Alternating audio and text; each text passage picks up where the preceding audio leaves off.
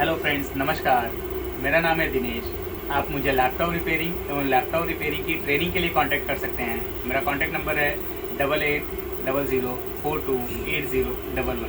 साथ ही साथ आप इसकी डिटेल, ट्रेनिंग से रिलेटेड डिटेल के लिए आप हमारी वेबसाइट पर विजिट कर सकते हैं www.masterdinesh.com।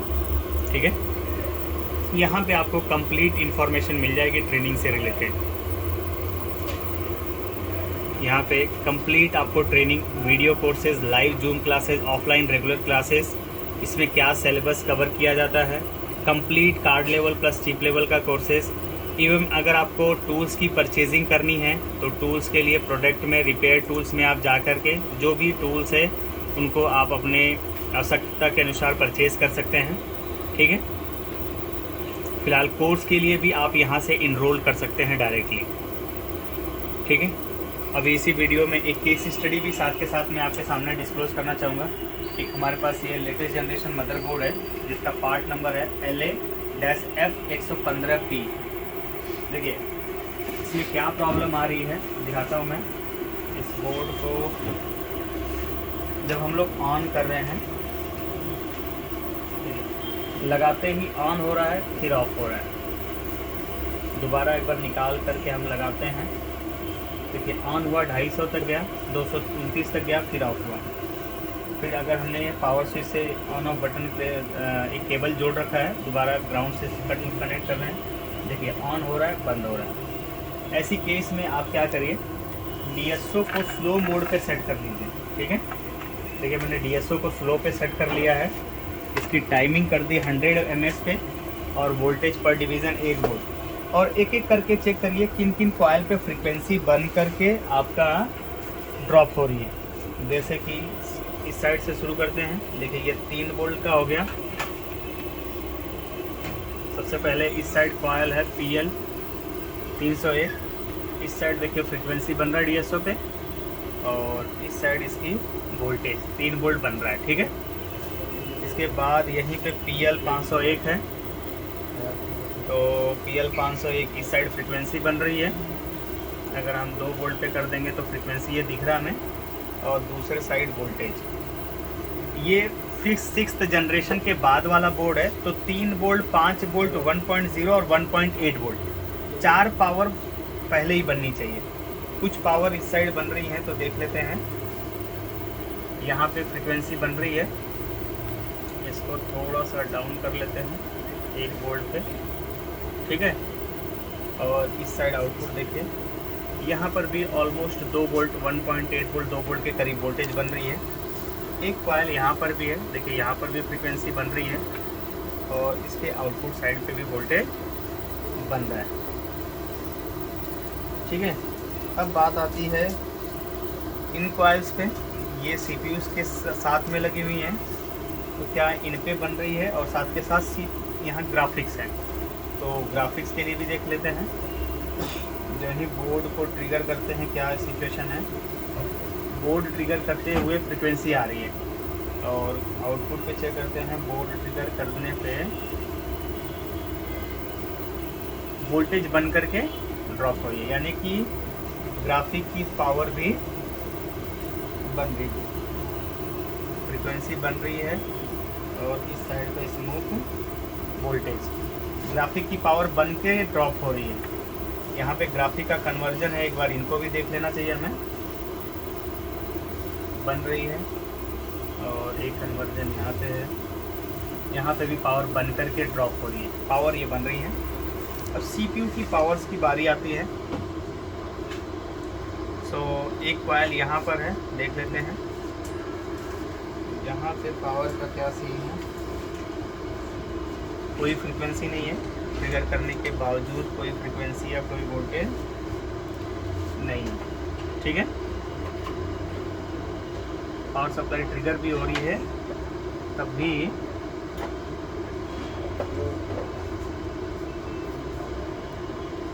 कोई फर्क नहीं है, यानी कि इस पे कोई पावर नहीं बन रही है। ऐसे ही इधर का भी चेक कर लेंगे हम लोग, यहाँ पर भी कोई चेंजेस नहीं है, इवन कि ट्रिगर हो रहा है।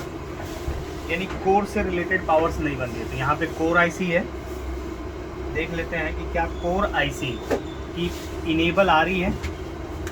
कोर आईसी की इनेबल के लिए स्कीमेटिक ओपन कर लेंगे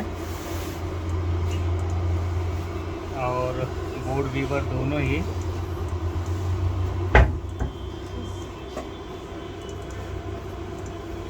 PUZ01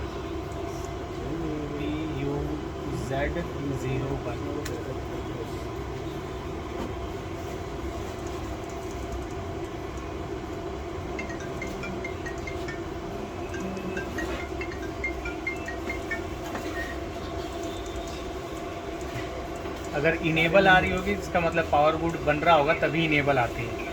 इनेबल के लिए पिन नंबर 37 कहाँ पे भाई, ये रहा यहाँ पे। सो यहाँ पे रजिस्टर की पोजीशन खाली है, यहाँ पे हमने रख दिया। बोर्ड को ट्रिगर कर लेते हैं। ठीक है, DSO में हमारा शो कर रहा है, वोल्टेज बंद करके जा रही है, इसका मतलब इनेबल आ रही है, हार्डवेयर पावर बोर्ड वगैरह बन रहा होगा। तो क्या ये आईसी काम नहीं कर रही है? अब आईसी काम कर रही है या नहीं कर रही है, इसके लिए इसकी रिक्वायरमेंट पूरी चेक करेंगे। तो इसमें जनरली 19 वोल्ट 5 वोल्ट 5 वोल्ट इस तरीके से 2 या 3 जगहों पे 5 वोल्ट होती है, बाकी एक जगह पे 19 वोल्ट मिलती है। 19 वोल्ट के लिए देखिए यहाँ पे दिया हुआ है पिन नंबर 12 पर, पिन नंबर 12 इसका कहाँ है, ये रहा। ठीक है, पिन नंबर 12 पे देख लेते हैं। मल्टीमीटर में यूज़ कर लेता हूँ अपना DC वोल्ट हाई स्पीड। ठीक है,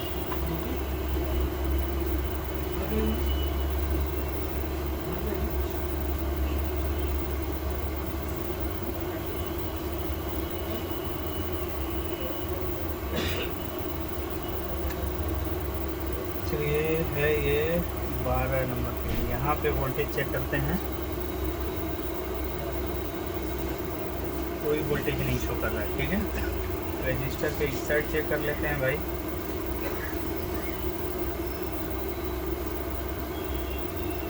ऑन करने के बावजूद इस साइड भी वोल्टेज कोई नहीं आ रही। ठीक है, सो एक बार वापस से स्कीमेटिक में PR 19 वोल्ट लिख के आ रहा है, 19 वोल्ट B अंडरस्कोर CPU हो जाएगा, अभी करके दे रहे हैं। ठीक है, 19 वोल्ट ये यहाँ नहीं बन रहा है, यहाँ पे बन रहा है। कहाँ बन रहा है, BCCS से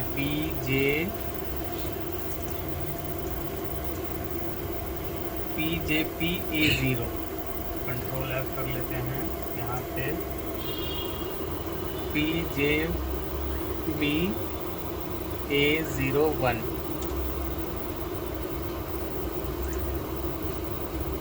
यहाँ पे जंपर पैड दिया हुआ है, ये वाला पोर्शन। ठीक है, यहाँ पर जंपर पैड चेक किया तो यहाँ पे भी वोल्टेज नहीं। ठीक है, 19 वोल्ट। और यहीं से देखिए ये ट्रैक ऐसे ऊपर की तरफ आता हुआ दिखाई दे रहा है। ठीक है, और यहाँ पे भी 19 वोल्ट नहीं है, यहाँ पे 13 वोल्ट इस साइड मिल रहा है। ठीक है, देखिए कॉयल वैसे ऊपर से हम देख रहे हैं तो कॉयल क्या दिखा रहा है, सही दिख रहा है। एक बार हम इसको डीप रेंज में चेक करेंगे।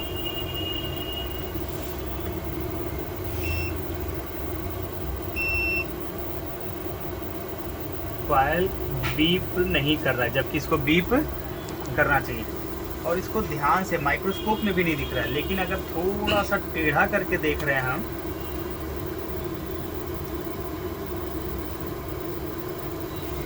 पिछले काफ़ी लंबे टाइम से देख रहे हैं, ये पोर्शन पूरा फटा हुआ है कॉइल नीचे से।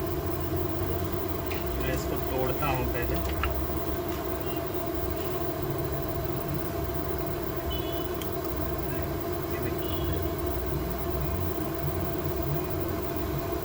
ठीक है।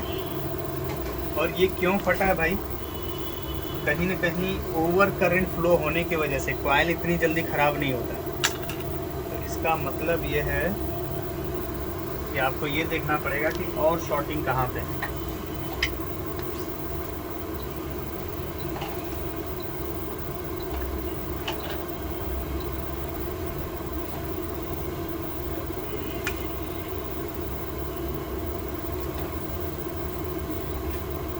तो अच्छी बात है कि कॉइल फट गया, लेकिन दिख नहीं रहा था ऊपर से।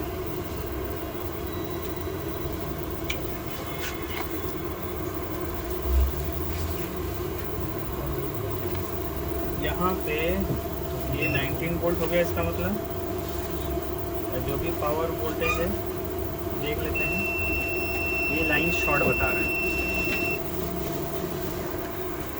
चलिए देखते हैं क्या शॉर्ट और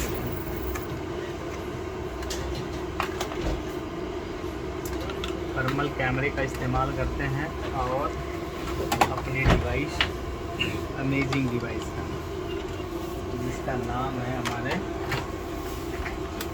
शॉर्ट के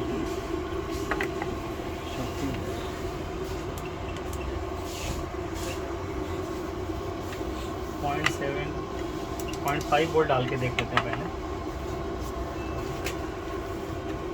थर्मल ऑन कीजिए।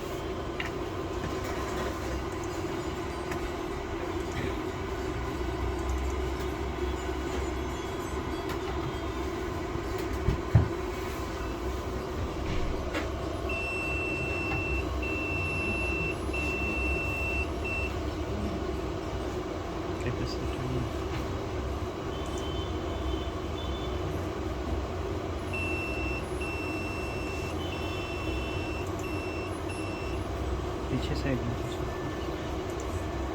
वो कैपेसिटर ही यहीं पे लगी हुई कैपेसिटर।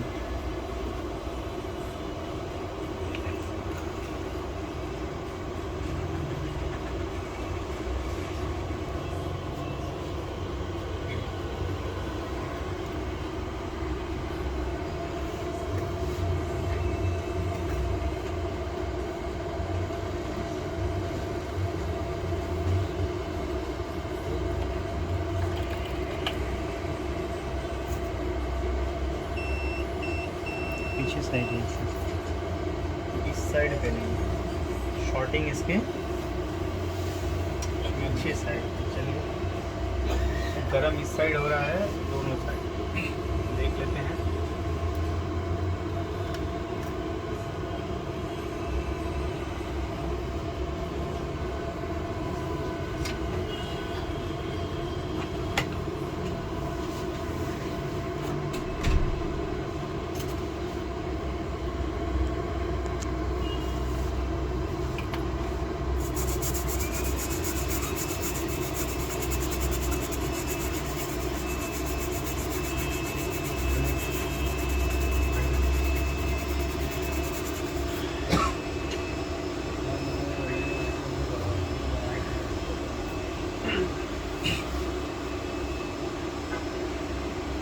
यही साइड में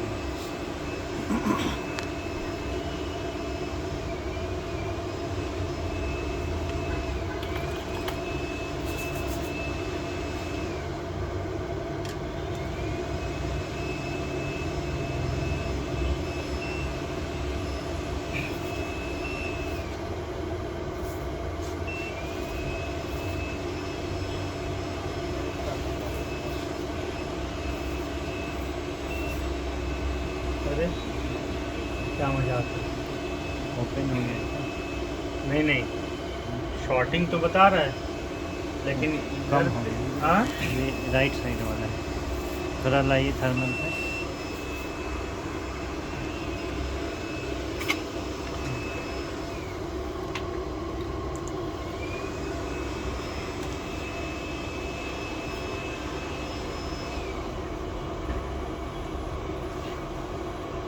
उस तरफ गरम ये दिखा रहा, यहीं पे दिखा रहा है, क्या है?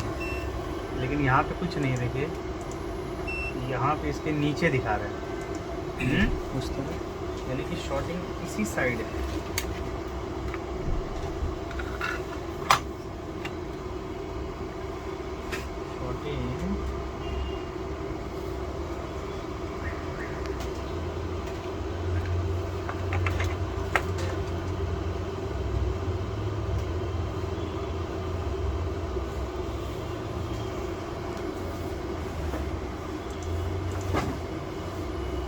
ये कैपेसिटर के बाद क्या है?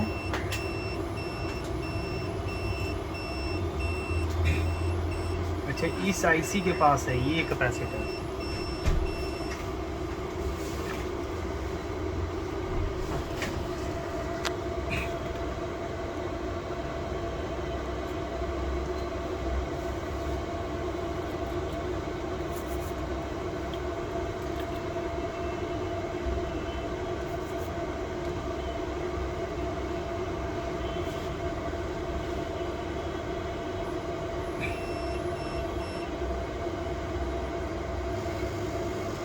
बड़ा वाला कैपेसिटर।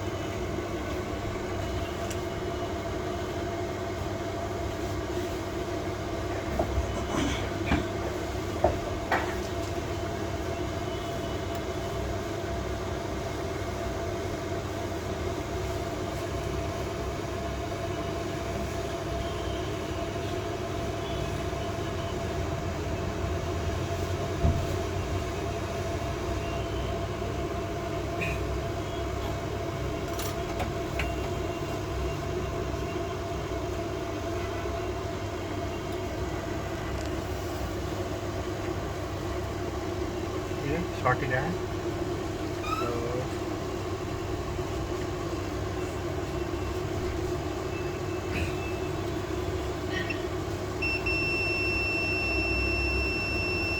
ठीक है।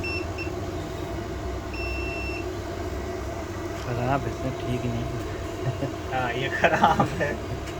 आपका दिमाग पूरे दिन घुमा दिया इसने। मतलब वैसे रैम सेक्शन भी आपको काफ़ी मेहनत करना पड़ा है। चलिए, ये निकला, ये इसमें से अब लगाते हैं यहाँ पे दूसरा कैपेसिटर। कॉइल भी हमारे पास दूसरा कॉइल भी है।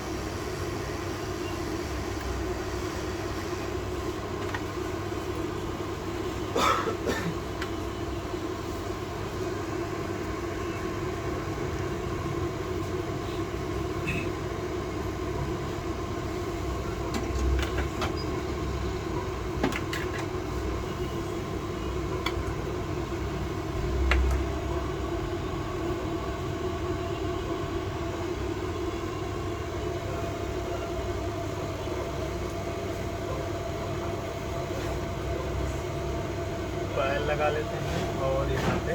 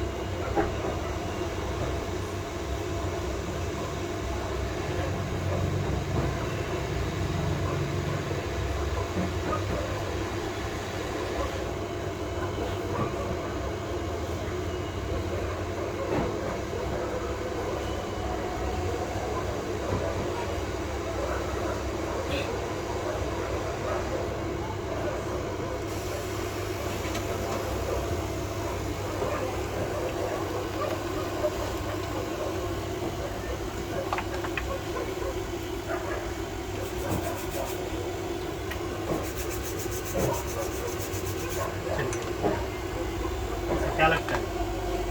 ऑन। और ये बोर्ड ऑन। ठीक है, लाइए भाई, इसके लिए रैम लाइए। तो इसमें प्रॉब्लम देखिए इसमें क्या है, कोर सेक्शन को सेपरेट कर दिया है, बैट पे एक रैम कर दीजिए। ठीक है। पहले इस पे काम किया गया है रैम रेगुलेटर पे। रैम रेगुलेटर कमाल सर ने रिपेयर किया, उसके बाद ऑन होके ऑफ हो रहा, फिर भी पूरा कंप्लीट ये ऑन नहीं हो रहा था। सो इसको इस कदर बनाया गया है कि अलग से सप्लाई दी गई है एक पूरे सेक्शन को, जो कोर सेक्शन है उसको एक अलग कॉइल के थ्रू, और उसकी पावर एसआरसी जो है उसका नाम चेंज करके दिया गया। ये हमारा बोर्ड भी सही कंडीशन में चालू हो गया।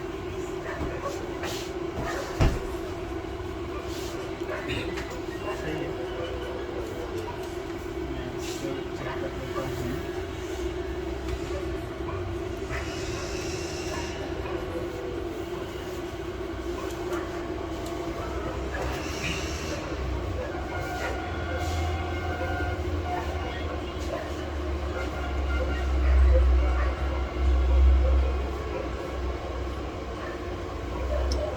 देखना होगा आपको।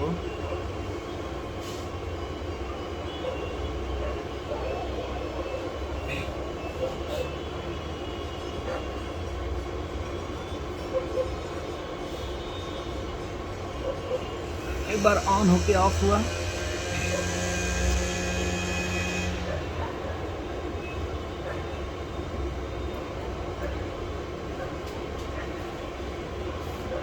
दो बार ऑन होके ऑफ हुआ,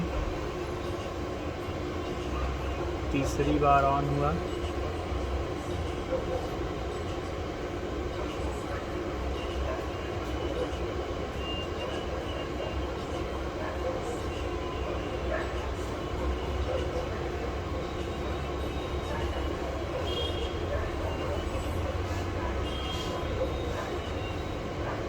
क्या डीएसओ पे नहीं बताएगा?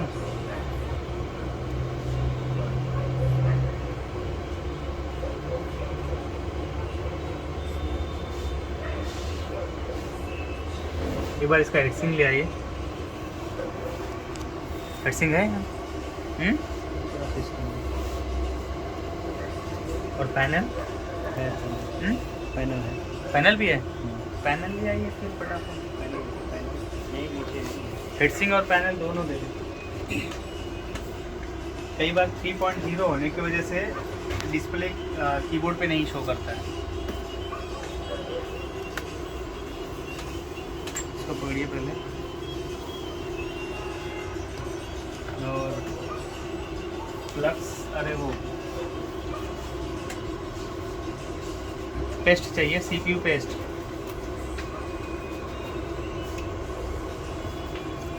इसके बायोस पे काम हुआ है क्या? नहीं नहीं।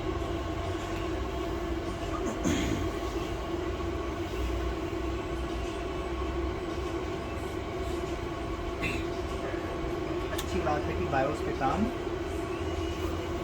नहीं हुआ है।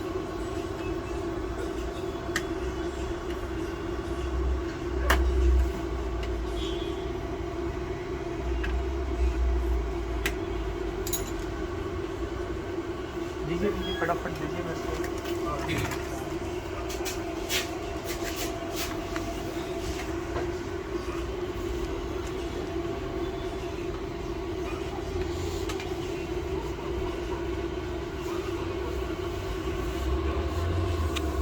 सही चेक करेंगे।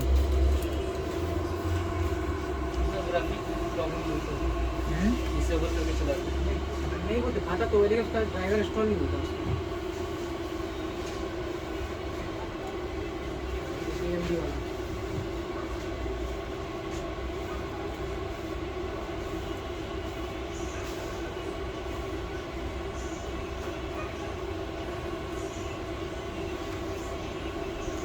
आपका लैपटॉप है पर्सनल? ये मेरे ही है।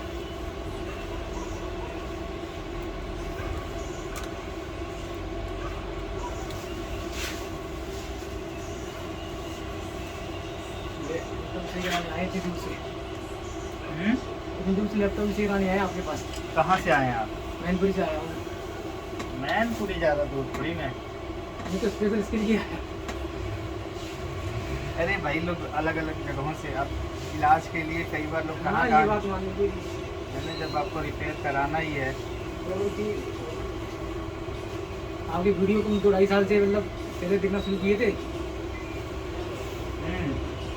तो जब फिर मेरी लैपटॉप में प्रॉब्लम आ गई, मुझे क्या पता था कि आप इसी करेंगे।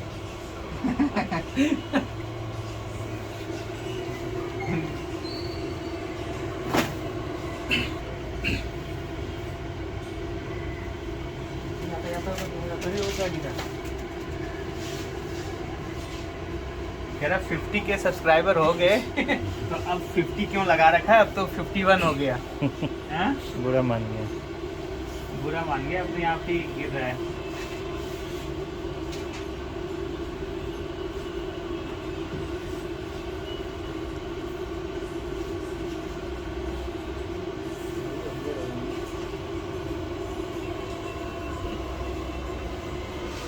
लगाना चाहिए।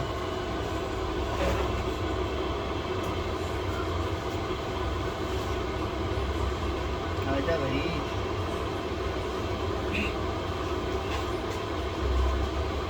आया जिसमें सो बाकी का काम आप लोग पूरा करिए। तो गाइज आपने देखा कि पहले प्रॉब्लम थी इसमें रैम सेक्शन में, उसे कमाल सर ने रिपेयर किया। उसके बाद की जो प्रॉब्लम थी कि कोर की सप्लाई नहीं बन पा रही थी। और कोर की सप्लाई का जो 19 वोल्ट है, एक कॉइल के थ्रू और एक जंपर के थ्रू कनेक्टेड किया गया हुआ है। और रिवर्सली ट्रेस करने पे पता चला कि कोर के सेक्शन में कोर आईसी को ही 19 वोल्ट नहीं मिल रही है। और उसका रीज़न रहा कि 19 वोल्ट पहुंचाने के लिए जो कॉइल है वो शॉर्ट हो गई है। अब केवल ऐसा नहीं करना है कि कॉइल को जोड़ करके फिर से देखना है, ठीक है। कॉइल अगर शॉर्ट हुई है तो क्यों शॉर्ट हुई भाई? ओवर करंट की वजह से। ओवर करंट क्यों हुआ होगा? कहीं ना कहीं शॉर्टिंग की वजह से। तो पहले वो डायग्नोज करिए, जो भी शॉर्टिंग है उसको रिमूव करिए, उसके बाद कॉइल को दोबारा रिकनेक्ट करिए। अदरवाइज बिना शॉर्टिंग किए पहले कॉइल आपको बर्न मिल गई और उसी को डायरेक्ट जोड़ करके दोबारा चालू करेंगे तो हो सकता है शॉर्टिंग अगले लेवल तक भी बढ़ सकती है, ठीक है। और कोर सेक्शन में अगर लेवल आगे बढ़ा तो कई बार ये जो आज के डायरेक्ट मॉसफेट के साथ जो है, मॉसफेट के जगह पर जो कॉइल आईसियाँ लगाई गई हैं, ये शॉर्ट होती हैं तो डायरेक्ट कॉइल के थ्रू होते हुए सीपीयू शॉर्ट हो जाता है। अक्सर गेमिंग लैपटॉप में ऐसी प्रॉब्लम आ रही है, 19 वोल्ट की शॉर्टिंग होती है और 19 वोल्ट की शॉर्टिंग में ये वाली आईसियाँ लगी होती हैं, वो शॉर्ट होती हैं और सीपीयू चला जाता है। काफ़ी डेंजरस केस बन जाता है। सो प्रिकॉशंस रखना होगा कि सही तरीके से आप उसको डायग्नोज करके ट्रबल शूट करें, ठीक है, रिपेयर करें। So once again thank you for watching my video. Have a nice day. जय हिंद।